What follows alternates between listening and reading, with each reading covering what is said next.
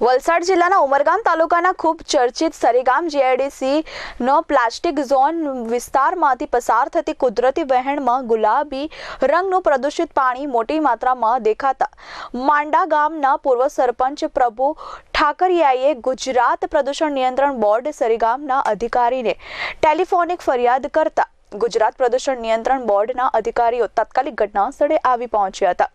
પ્રદૂષિત પાણી ક્યાંથી આવે છે એનો સ્ત્રોત પકડતા સરીગામ પ્લાસ્ટિક ઝોનમાં એક કંપનીના પાછળના ભાગમાં નોટિફાઈડની ચેમ્બર કોઈક કારણસર ઓવરફ્લો થતા મોટા પ્રમાણમાં ગુલાબી રંગનું પ્રદૂષિત પાણી કુદરતી પ્રવાહમાં દેખાયું હતું, જે પાણી ટોકર ખાડીમાં જવાની શક્યતા રહેલી છે।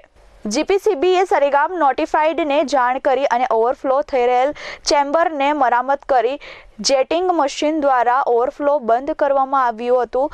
જો કે પ્રદૂષિત પાણીના નમૂના ગુજરાત પ્રદૂષણ નિયંત્રણ બોર્ડ સરીગામના અધિકારીઓએ એકત્રિત કરી લીધા છે। આ મામલે માંડા ગ્રામ પંચાયતના પૂર્વ સરપંચે શું વાત કરી સાંભળો। પ્રભુભાઈ એસ ઠાકરિયા, માંડા પૂર્વ સરપંચ છે। અમારે અહીંયા પ્લાસ્ટિક ઝોનમાંથી ટોકરખાડા ખાડી ગયેલી છે। તો એમાંથી દર વખતે એનું લાલ પાણી કેમિકલ ટાઈપનું પાણી એમાંથી જાય છે। તો અમારે એટલું જ કહેવાનું છે કે આ વિસ્તારમાં કરોડો રૂપિયાની આપણે ગ્રાન્ટથી સીટીપીનો પાઇપલાઇન બનાવી છે, તો હજી સુધી આમાં ડાયરેક્ટ પાણી કેમ છોડે છે એ અમારે જોવું છે। વારંવાર રજૂઆત કરો છતાં પણ અમે એની સરીગામની જીપીસીબી કોઈ પણ આજ સુધી કાર્યવાહી કરતી નથી। તો હવે પછી જ આ ટાઈપનું થાય તો અમે છોડવાના નથી, એને કડકમાં કડક અમને પગલાં ભરવાની કાર્યવાહી કરવાના છે। આખું ગામ અમે ત્યાં ઓફિસ પર અમે લઈ જવાની કાર્યવાહી કરતા છે।